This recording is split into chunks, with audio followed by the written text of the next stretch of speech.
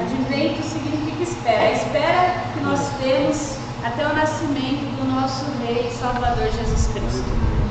É o que nós vamos refletir ao longo desses domingos até o Natal, trazendo à memória o motivo da nossa esperança.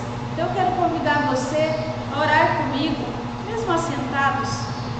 Vamos orar. Senhor, nós te adoramos, nós te bendizemos, ó Pai, nessa hora, porque o Senhor é santo, justo e fiel.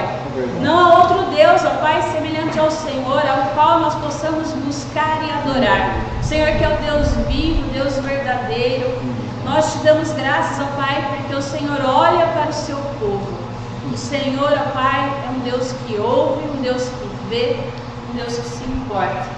Nós te damos graças, ó Pai, porque nesse período de espera, nesse período de advento, Pai, nós podemos esperar com o coração cheio de alegria, porque mesmo nas nossas lutas, nas nossas dificuldades, o Senhor é um Deus presente. O Senhor é Emmanuel, Deus conosco. Esperamos, ó Pai, trazemos para o nosso cotidiano essa espera, na certeza, Pai, que o Senhor é um Deus que cumpre o que promete. Nós te louvamos, nós te bendizemos nessa hora, em nome de Jesus. Amém. A presbítera Meire vai fazer a leitura para a gente do texto de Malaquias 3, de 1 a 4. Bom dia, irmãos. A paz do nosso Senhor Jesus Cristo esteja conosco. Amém. Temos uma leitura bíblica aqui em Malaquias, capítulo 3, versículos de 1 a 4. Vamos fazer essa leitura responsiva? Amém. Eu vou ler o versículo em pé. Eu vou estar lendo os números ímpares e os irmãos números pares, tá bom? Eis que envio o meu mensageiro, que preparará o caminho diante de mim. De repente virá ao meu tempo o Senhor, a quem vós buscais, o anjo da aliança, a quem vós desejais. Eis que ele vem, diz o Senhor dos Exércitos.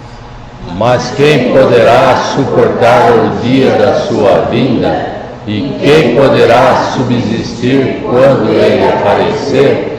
Porque ele é como o fogo do ourives e como cortaças dos lavadeiros. Aceitar-se-á como derretedor e purificador de prata. Purificará os filhos de Levi e os refinará como ouro e como prata. Eles trarão ao Senhor justas ofertas. Então a oferta de Judá e de Jerusalém será agradável ao Senhor, como nos dias antigos e como nos primeiros anos.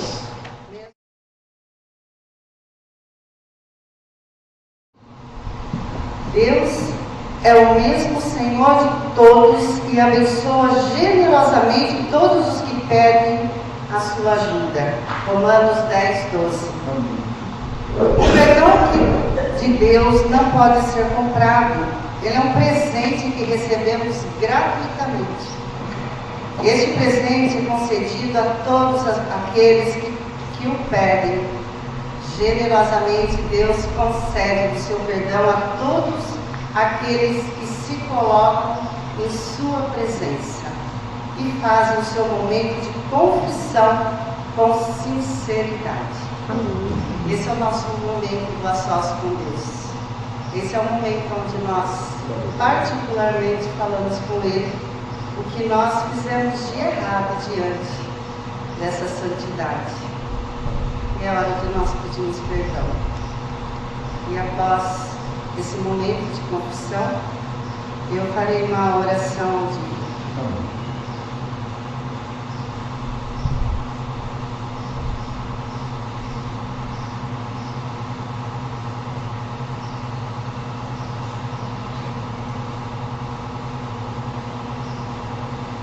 Pai de amor, obrigado em primeiro lugar, Pai, porque nós temos esse acesso diante de Ti, porque o Senhor nos permitiu. O Senhor um dia teve misericórdia de nós, enviou o Seu único Filho para que nós possamos ter essa comunhão contigo. Mas perdão, Senhor, nós somos falhos diante de Ti, causando, ó Pai, às vezes esse distanciamento de Ti. Pedimos então, ó Pai, que o Senhor venha com o Teu perdão, com a Tua misericórdia, Pai, e que o Senhor venha atuar em nossas vidas, para que nós sejamos esse Filho amado que o Senhor tanto deseja. Que o Senhor coloque no nosso coração e distancie de nós qualquer maldade, e que nós sejamos, ó Pai, aquele Filho que o Senhor deseja mesmo de todo o coração. Perdoa-nos, ó Pai, em nome e por amor do Teu Filho amado Jesus. Amém. Anúncio de perdão. Celebrar o advento de Jesus é celebrar a presença de Deus em nosso meio. É viver seu batismo que traz o Espírito Santo, que solidifica nossa fé e reanima-nos para a continuidade da caminhada. É a certeza que no nascimento, vida, morte e ressurreição de Jesus Cristo, somos readmitidos na presença de Deus. E por isso, podemos cantar alegres louvores. Louvemos ao nosso Deus, vamos ficar em pé? Amém.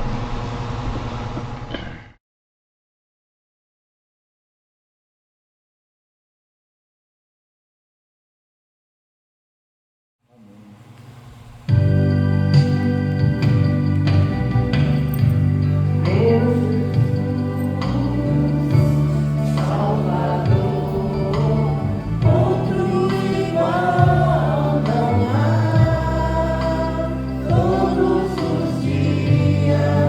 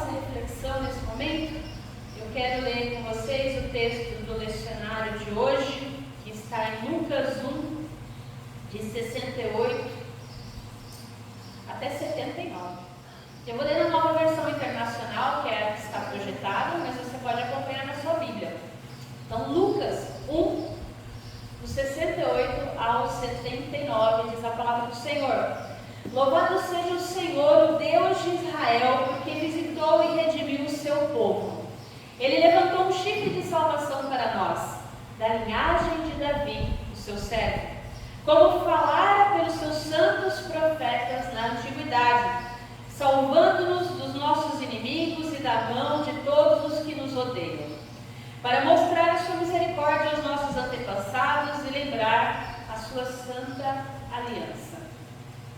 O juramento que fez a Abraão, nosso pai, resgatar-nos da mão dos nossos inimigos para servirmos a ele sem medo, em santidade e justiça, diante dele todos os nossos dias. E você, meu filho, será chamado profeta do Altíssimo, pois irá diante do Senhor para lhe preparar o caminho, para dar ao seu povo conhecimento de salvação, mediante o perdão dos seus pecados. Por causa das ternas misericórdias do nosso Deus, pelas quais do alto nos visitará o sol nascente, para brilhar sobre aqueles que vivem nas trevas e na sombra da morte, e guiar os nossos pés no caminho da paz. Palavras do Senhor. Vamos orar mais uma vez? Pai, nós pedimos a iluminação do Teu Santo Espírito sobre a reflexão da Tua palavra, que o nosso coração seja terra fértil, que a Tua palavra ali encontre morada, cresça e multiplique. Assim por um nós pedimos, em nome de Jesus. Amém. Eu queria começar com uma declaração forte.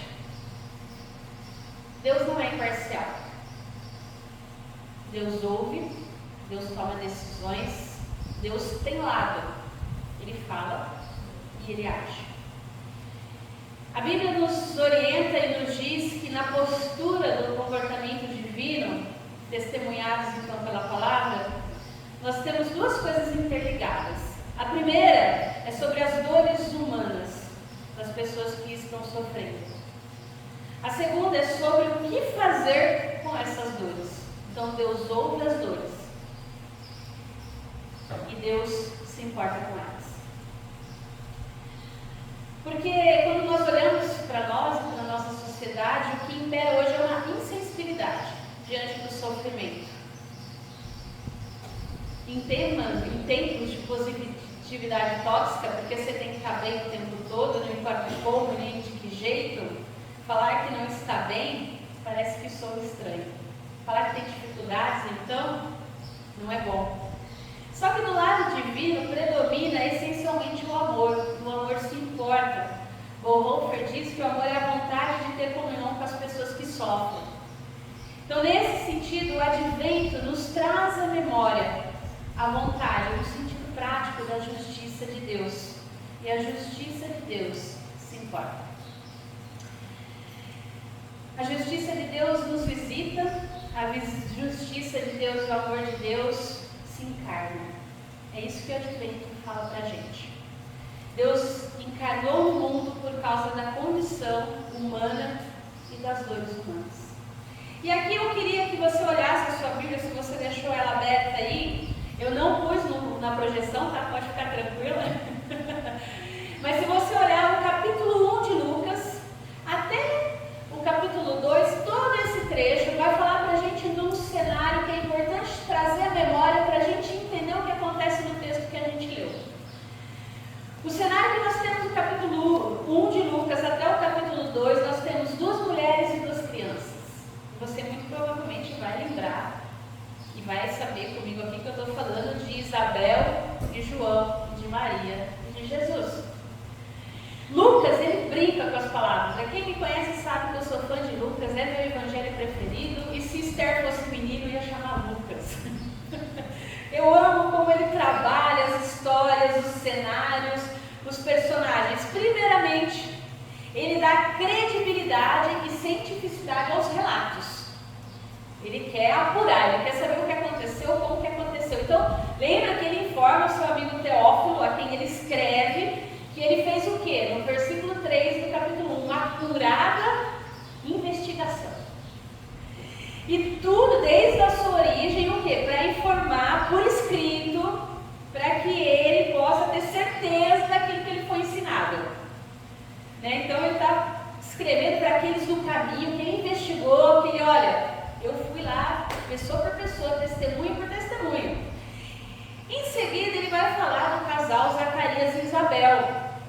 E ele vai localizar no tempo, na cultura, na ética, a dedicação a Deus desse casal. E ele diz que esse casal não teria condições de gerar filhos, que está aí no verso 5 ao 7 do capítulo 1. A gente sabe que Zacarias vai ao templo, como era o costume sacerdotal, então ele era sacerdote no templo. Ele recebe ali uma visão do anjo Gabriel, que diz para ele, no verso 13 do capítulo 1, não temas, tua oração foi ouvida. Gabriel então noticia aquele casal que eles teriam um filho. Zacarias vai dar o nome de João ao filho. Só que, se você lembrar muito bem, Zacarias o quê? Duvida das palavras de Gabriel. E fica o quê? Mudo. Fica mudo.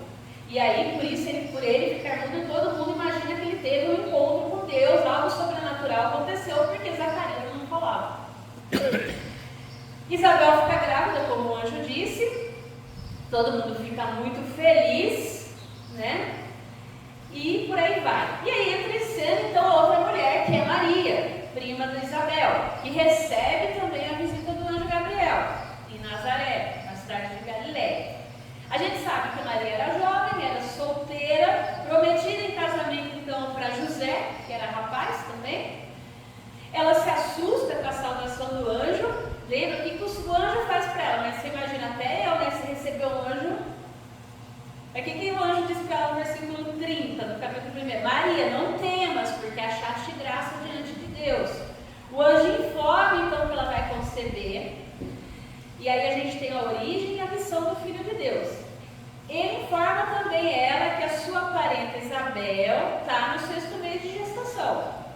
E que para Deus nada é impossível. Porque ela questiona Deus da possibilidade daquilo acontecer. Porque afinal eu sou solteira, não tenho marido, como é que isso? Mas Maria o quê? Se coloca à disposição de Deus. E o anjo vai embora. Maria sai da Galiléia, vai para a região de Judá, entra na casa de Isabel e Zacarias, e já na saudação, a criança que Isabel está esperando se alegra. O texto diz para a gente que Isabel reconhece Maria como a mãe do Senhor justamente por isso. E diz que Maria é bem-aventurada, porque as palavras de Deus serão cumpridas. E a gente vê então que a gente tem 2 lindos cânticos e significativos cânticos. O de Maria, que a gente chama de Magnificat, que a gente sabe que Maria fica lá depois 3 meses com Isabel, depois ela volta para sua casa. E aí a gente sabe que Isabel tem João Batista. João Batista nasce, os vizinhos dos parentes se alegram, eles são solidários para a família, eles entendem que Deus está sendo misericordioso com esse casal. Só que na escolha do nome tem uma discussão, porque Isabel diz que ele vai chamar João, e o que a família fala? Mas não tem ninguém chamado João na família. Como assim? E aí a função era de quem dar o nome? Para o pai. Lembra que Zacarias estava o quê? Mudo. E aí o que acontece? A língua do homem destrava. Ele vai chamar João. Ele vai chamar João. E aí a gente tem aqui o texto que a gente leu, o cântico de Zacarias, que a gente chama de Benedictus. Eu vou falar para vocês depois porque vocês vão. Calma. E o texto vai dizer então que o menino crescia, se fortalecia e que ele vivia no deserto até a hora de se manifestar a Israel. No capítulo 2, no fechamento desse círculo das 2 mulheres, das 2 crianças, vamos pensar assim, nesse cenário que Lucas constrói, tem nascimento, tem cântico, tem festa, de Maria nasce Jesus numa estrebaria, como vocês estavam ensaiando antes. Eu achei que ia ser hoje a música, mas tudo bem.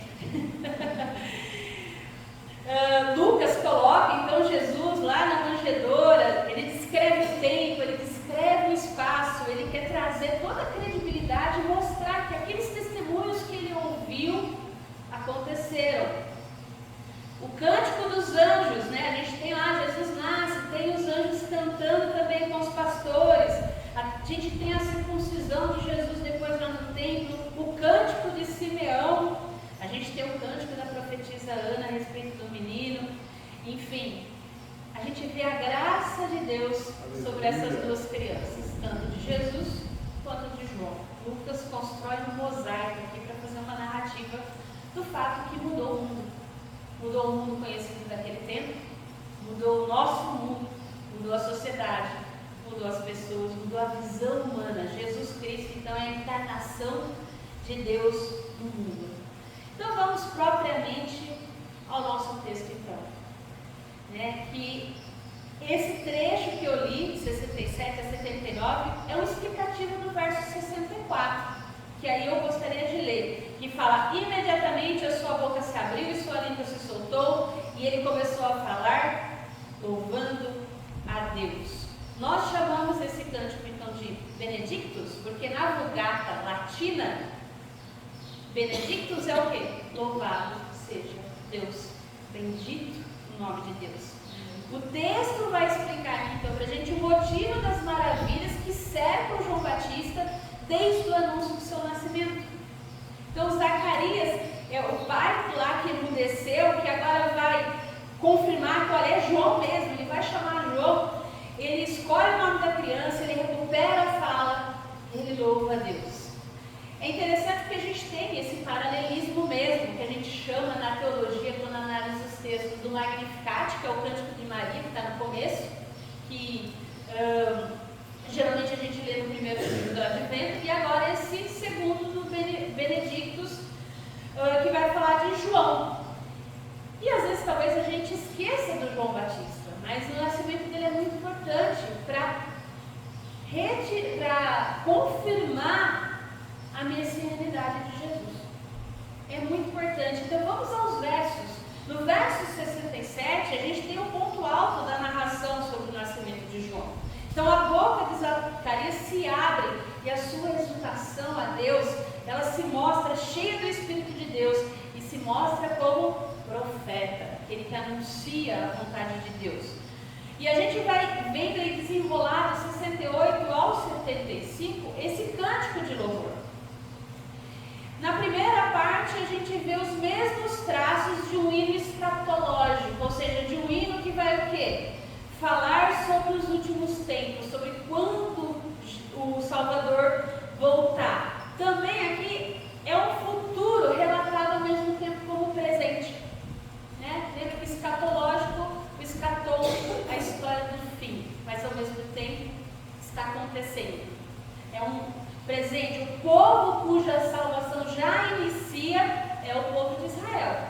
Isso, porém, não tira a hipótese de uma salvação em um nível mais amplo, e depois vai chegar para nós, os gentios. Então a salvação ela aparece, num primeiro momento, como libertação política, tá? O cântico é um salmo. Ele vai dar aqui um modo geral da ação de Deus através do Messias, através de Jesus. E aqui, eu até coloquei no slide, toda ansiedade de um povo tem fim, porque Deus cumpre as promessas dos profetas. Esse povo ansiava pelo Messias. E quando Zacarias começa a cantar esse cântico, ele está falando que tudo aquilo que eles esperavam, toda aquela ansiedade, tem um fim, porque a profecia está se cumprindo. O Deus que prometeu está cumprindo. É importante a necessidade externa aqui, porque ao mesmo tempo é uma necessidade de fé, era uma necessidade do povo de Israel, ainda é uma necessidade nossa. Nesse sentido, a ação do Messias, ela vai sendo internalizada também por esse povo, através de João, porque João vai ser aquele que vai anunciar, ele é o pré-anúncio da salvação. É necessário que ele viesse para se confirmar que Jesus era o Messias. E aí depois, do 76 ao 79, que é a segunda parte do cântico, é uma profecia sobre a tarefa para a qual Deus designou o menino João. Para que João veio então? João é chamado no verso 76 do profeta do Altíssimo. No entanto, somente o Messias, que a gente sabe, pode ser chamado o quê? De sol nascente das alturas. João é profeta. O sol, o Deus Emanuel, é Jesus. Essa expressão aqui, ela quer mostrar a magnitude do Filho de Deus. Nesse sentido, o fim desse cântico é como se ele afirmasse que Jesus virá para alumiar os que estão nas trevas e na sombra da morte, para dirigir os passos pelo caminho da paz. João é aquele que vem anunciar este. Como no cântico de Maria, lá no Magnificat, a gente tem aqui também uma conexão com a magnificência de Deus. Nesse sentido, o descendente que vem é da casa de Davi. Ele vem cumprir uma profecia do Antigo Testamento. O tempo de salvação se iniciou, mas ele vai se desdobrar por completo com o nascimento de Jesus. E vai ser depois a obra completa e publicamente de Deus na humanidade. E como eu iniciei o nosso texto, para lembrar que Deus não é imparcial, Deus tem lado, Deus ouve, Deus toma decisão, Ele fala e Ele age. Um dos bons legados de Erich Bonhoeffer é a comunhão que Deus permite. E aqui eu pus uma frase dele, que é o seguinte: a única relação fecunda com as pessoas, especialmente com as fracas, é o amor, isto é, a vontade de ter comunhão com elas. Deus vê a humanidade perdida dos seus pecados e desconecta totalmente dele. E Deus se importa. Deus ouve o choro daquele que está longe, daquele que procura a salvação e não encontra. E não só isso, Deus faz o quê? Ele se torna ser humano para poder o quê? Alcançar essas pessoas. Deus ouve, Deus vê, Deus se importa. E nesse sentido aqui, essa reflexão de Bonhoeffer perpassa o nosso texto bíblico.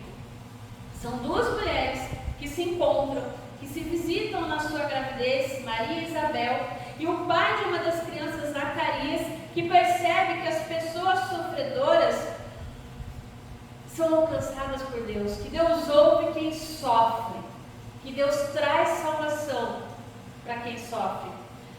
Eu lembrei de uma canção, essa só os jovens vão lembrar, mas talvez você conhece, do Rodolfo Abranches, que diz que das minhas feridas sai o poder para curar. O advento é espera. Para alguns é uma espera da expectativa da alegria. E a gente vê muita alegria nos salmos de salvação aqui, do Magnificat e do Magnificat. Para mim, particularmente, essa primeira semana do advento foi uma espera triste.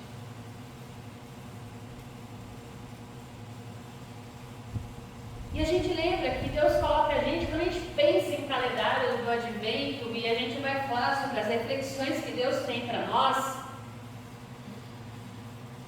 que na nossa espera, seja ela de alegria, que quando você está gestante, você quer ver um filho, é uma espera de alegria, ou na nossa espera de dor, porque a gente espera uma notícia ruim, ou porque a gente está doente e espera o resultado de um exame, ou porque a gente está tendo problemas financeiros e está esperando uma solução, ou porque a gente precisa de um trabalho, está esperando uma porta se abrir.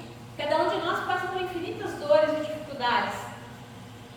Quando a gente olha para a nossa vida e para os momentos de espera, a gente não pode esquecer que Deus ouve, que Deus vê, que Ele se importa, que Ele se encarna para estar conosco. Que essas datas que a gente traz e que a gente gosta de celebrar não é simplesmente mais um dia, um calendário. A gente pontua as datas e os dias porque Deus assim também faz. Hoje é dia da Bíblia, a palavra de Deus que está entre nós. Essa semana também, dia 10/12, é dia da Declaração dos Direitos, Dia Universal dos Direitos Humanos. Dezembro é uma época movimentada. Tem formatura, tem festa. São realizadas todas as confraternizações possíveis, são tantos convites, que a gente aí tem que escolher. Não é fácil, né? E em meio a tantos convites, o meu convite para você como igreja hoje é que você participe dos cultos da comunidade. Estar em comunidade é participar da encarnação de Cristo, do amor. A nossa fé é uma fé comunitária. Deus não ficou lá no céu. Ai, tá bom aqui, aquele povo lá que se lasca.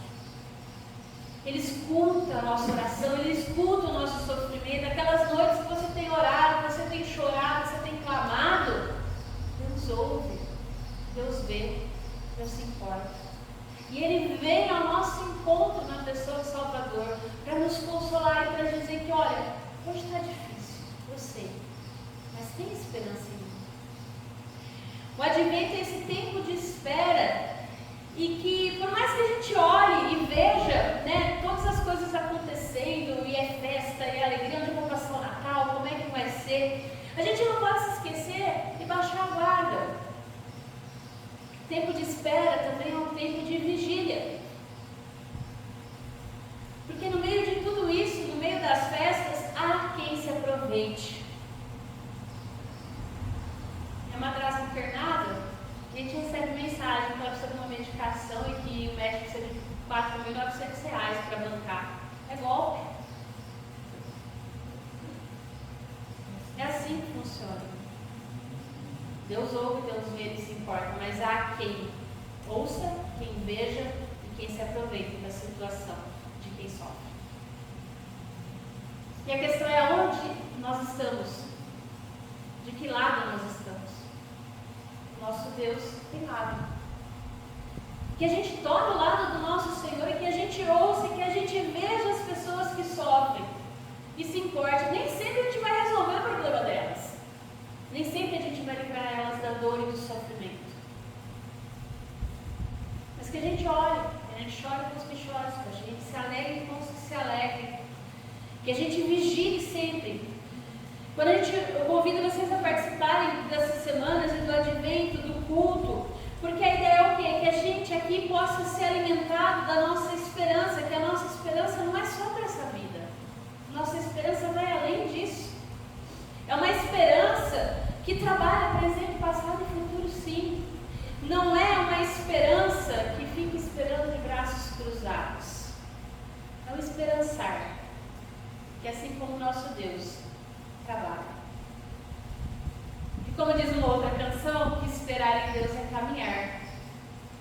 Esperar em Deus é caminhar. Nesse contexto, eu gosto de Lucas, porque se você prestar atenção no texto dele, ele está sempre caminhando. Deus sempre está em movimento. Deus sempre está em movimento. Nesse contexto parcial da nossa vida moderna, em que é importante é estar bem, a Bíblia ela traz a vida de duas mulheres, de duas crianças, e de um cântico de louvor de um homem que está feliz, que está agradecido. Ao informar o nome da criança, Zacarias ele tem a sua língua destravada, ele diz: bendito seja o Senhor. E ele enumera o motivo da sua bendição. O que ele diz? Deus visitou o seu povo. Deus nos visita ainda hoje. Deus é Deus Emanuel. A visão básica da visitação do povo de Israel é aquela do Êxodo que a gente tem na Bíblia, sim, que Deus visita o seu povo escravo, que Deus ouve o seu clamor e que tira ele da opressão do Egito. Trata de uma visitação que socorre, que liberta da situação de injustiça, que se importa com as pessoas que estão sendo oprimidas em vários aspectos, políticos, sociais, econômicos, relacionais. Deus ouve a aflição do povo e Ele cuida do povo. Zacarias, ele recebe a visita de Deus através de um anjo. Ele recebe a mensagem: não temas, porque a tua oração foi ouvida. Deus ouve as orações de Zacarias, envia um mensageiro, informa, prepara o acontecimento em função da sua promessa. Deus não é estático, Ele continua em movimento. Ele ainda ouve, Ele ainda vê, Ele ainda se importa. Tanto se importa que ao enviar Jesus, Ele realiza, Ele consome em si o plano de salvação. Aqueles que estavam distantes de Deus, no sangue derramado da cruz, podem voltar a Deus, porque Ele realiza o sacrifício único, perfeito e suficiente para que a gente possa ter conexão a Deus. Então, nesse sentido, eu queria deixar a frase do Tim Keller, que diz o seguinte: a maior ironia residente no fato de de o Natal ser o único feriado cristão que o mundo parece abraçar, ainda que a sua mensagem seja mais imprescindível para o seu mundo. É irônico que o mundo abraça o Natal. É o único feriado de fato cristão que o mundo abraça, mas que ele não entende o significado. Mas que eu e você entende. Nós sabemos o sentido do Natal, pois na história ele tem o seu lugar, diz a canção. O Natal é a mensagem de salvação, de um Deus que ouve, de um Deus que vê, de um Deus gracioso, de um Deus amoroso, que está em comunhão conosco, do Deus que visita, que liberta, que redime o seu povo, que redime a sua igreja, que nos convida a sermos também aqueles e aquelas que levam isso a quem não tem. Que nas nossas feridas, nas nossas dores, a gente encontre poder, encontre forças para levar essa mensagem aos outros. Porque Deus enxuga as nossas lágrimas. E Ele diz que toda essa dor é por enquanto. Que um dia Ele vai olhar para nós sem dor, sem pranto, sem doença, sem dificuldade. O advento nosso não é só a espera de um menino, mas é a expectativa de um reino que vai ser consumido e restaurado e renovado. Então, que a gente espere confiante de que o nosso Deus tem partido. E não é um partido político, não é uma ideologia. Deus está do lado de quem sofre, de quem é ignorado, de quem é preterido, de quem é fraco, de quem é injustiçado, daqueles que estão nas trevas e na morte, porque Ele vem dirigir os nossos passos pelo caminho de paz. Que a gente siga junto, porque nesse caminho nós não estamos sozinhos. Amém? Amém? Vamos orar? Pai, obrigada porque o Senhor está conosco. Obrigada porque o Senhor nos ouve. Obrigada porque o Senhor nos vê. Obrigada porque o Senhor se encarna.